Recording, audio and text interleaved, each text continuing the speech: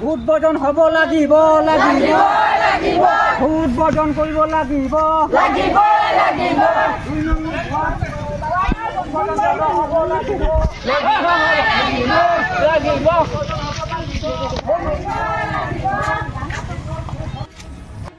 পঞ্চায়ত নিৰ্বাচনত বৰ্জন কৰা সিদ্ধান্ত টিংখাঙৰ নখাট গাঁও পঞ্চায়তৰ অন্তৰ্গত নখাট সোণোৱাল গাঁওবাসীৰ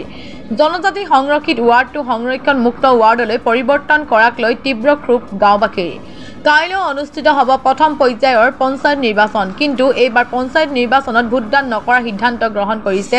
টিংখাঙৰ নখাট গাঁও পঞ্চায়তৰ অন্তৰ্গত নখাট সোণোৱাল গাঁওবাসীয়ে পঞ্চায়ত নিৰ্বাচন বৰ্জনৰ আহ্বানেৰে গাঁওখনত এক সমদল উলিয়ালে পুৰুষ মহিলাসকলে পূৰ্বৰে পৰা জনজাতিৰ বাবে সংৰক্ষিত টিংখাং সমষ্টি নখাট গাঁও পঞ্চায়তৰ অন্তৰ্গত ২ নং নখাট সোণোৱাল ৱাৰ্ডটো সংৰক্ষণ মুক্ত কৰাত ক্ষোভ প্ৰকাশ কৰিছে গাঁওবাসীয়ে পঞ্চায়ত অদল বদল কৰা সময়ত ৰাইজক আগতীয়াকৈ নজনোৱাকৈ অথবা জাননী নিদিয়াকৈ অতি সংগোপনে সংৰক্ষণ মুক্ত কৰা অভিযোগ উত্থাপিত হৈছে ইতিমধ্যে টিংখাং সমষ্টি বিধায়ক তথা মন্ত্ৰী বিমল বৰা জিলা আয়ুক্ত মুখ্যমন্ত্ৰী ডক্টৰ হিমন্ত বিশ্ব শৰ্মাক এই সন্দৰ্ভত স্মাৰক পত্ৰ প্ৰদান কৰাৰ লগতে ৰাষ্ট্ৰপতিলৈও পত্ৰ প্ৰেৰণ কৰা হৈছে যদিও কোনো ব্যৱস্থা গ্ৰহণ কৰা হোৱা নাই সেয়ে কাইলৈ হ'বলগীয়া পঞ্চায়ত নিৰ্বাচন বৰ্জন কৰিব বুলি স্পষ্ট কৰি দিছে গাঁওবাসীয়ে ভোটবৰ্জন এই কাৰণে হৈছে যে আমি পূৰ্ব পক্ষৰ এটা পঞ্চায়ত আমি দি আছোঁ আকৌ মানে কি হ'ল আমি যেনেকৈ পোনপটীয়াকৈ আছিলোঁ তেনেকৈ আমি থকাটো আমি বিমলীয়া ডাঙৰ ছাৰক ক'লোঁ আমাৰ অধিকখিনি মানে মাননীয় গোটেইখিনি কোৱা হ'ল আমি অলৰেডি মানে দিল্লীলৈকে আমাৰ প্ৰেৰণ কৰা হ'ল এতিয়ালৈকে আমাৰ সেইটো অলৰেডি ৰিজাল্টটো অহা নাই সেইকাৰণে আমি গোটেই ৰাইজে মানে সিদ্ধান্ত লোৱা হৈছে যে আমি ভোট পৰ্যন্ত হোৱা হ'ব নাই এইটো কাৰেক্ট কথা এইটো মানে কি হ'ল আমাৰ একদম চিৰিয়াছ কথা এইটো আমি ভোট বৰ্জন থাকিব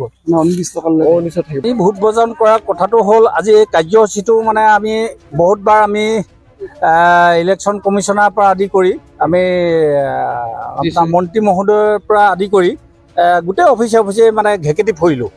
আমি ক'তো মানে এই ডিলিমিশ্যনৰ আমি সমিধান নাপালোঁ গতিকে আমাৰ এই জনজাতি ৱাৰ্ডটো আমাক ডিলিমিশ্যন কৰি দিয়াৰ কাৰণে আমাৰ বেয়া লাগিছে কাৰণ জনজাতি মুক্ত কৰি দিছে আমাৰ বেয়া লাগিছে কাৰণ এই মানুহখিনি একেবাৰে সোজা সৰল মানুহ গতিকে এখেতসকলক যে এনেকুৱা কৰি পেলোৱাৰ কাৰণে আমাৰ বেয়া লাগিছে যিখন আৱেষ্টনীত আছিল জনজাতি হিচাপে গতিকে এই আৱেষ্টনীখন আমাক খুলি দিয়াৰ কাৰণে আমি দুখ পাইছোঁ মানে আমি আজি খুব কৈছোঁ আমি এই সংক্ৰান্তত গতিকে আমি পুনৰবাৰ আকৌ মানে আমাৰ বিমল বৰাক আমি অনুৰোধ জনাইছোঁ আমি তেখেতক মানে প্ৰাৰ্থনা কৰি অনুৰোধ জনাইছোঁ তেখেতে যাতে এই মানুহখিনিক মৰম দয়া কৰি এই জনজাতি যিটো জনজাতি আগতে আছিল সেই পুনৰ জনজাতি কৰি দিয়ক আমি সেইটোকে কামনা কৰিছোঁ চৰকাৰকতো আমি আবেদন জনাই আছোঁ বৰ্তমান আমি মানে ৰাষ্ট্ৰপতিক জনাইছোঁ প্ৰধানমন্ত্ৰীক জনাইছোঁ আৰু মানে যি মানে জনজাতি মন্ত্ৰীক জনাইছোঁ মানে আপোনাৰ পঞ্চায়ত মন্ত্ৰীক জনাইছোঁ সকলোকে আমাৰ অসমৰ মানে আপোনাৰ গভৰ্ণৰক জনাইছোঁ মুখ্যমন্ত্ৰীক জনাইছোঁ আৰু মুখ্যমন্ত্ৰীয়েতো আমাক কৈ দিছিল এইটো হৈ যাব এইটো মই কৰি দিলোঁ কিন্তু ইয়াৰ অন্তৰালত কি সোমাই থাকিল আমি সেইটো বুজি নাপালোঁ কি কৰিব আমি ভোট বৰ্জন এইটো সিদ্ধান্ত লৈছোঁ ভোট বৰ্জনে হ'ব এতিয়াতো কাটিব নোৱাৰি এইটো সম্ভৱেই নহয় গতিকে ইমান দিন কৰি থাকিলোঁ ইমান দিন বাট কৰি বাই থাকিলোঁ চৰণত ধৰিলোঁ অনুৰোধ কৰিলোঁ আমাক কোনো গুৰুত্ব নিদিলে এইটো চিক্ৰেটলি শব্দ এটা কয় প্ৰতিটো অফিচতে চিক্ৰেটলি শব্দ এটা কয় চিক্ৰেটলি মানে কি সেইটোতো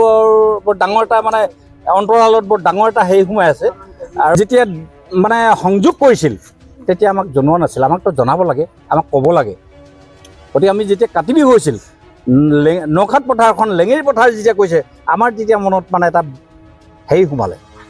এইটো কি হ'ব পাৰে প্ৰশ্নবোধক এইটো কি হ'ব পাৰে তেতিয়াই আমি এইখিনি আগবাঢ়ি গৈছোঁ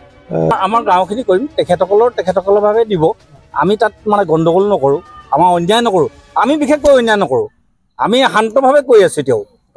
গণতান্ত্ৰিকভাৱে আমি কৰি আছোঁ কিন্তু সিহঁতেহে দুৰ্নীতি কৰি আছে সিহঁতে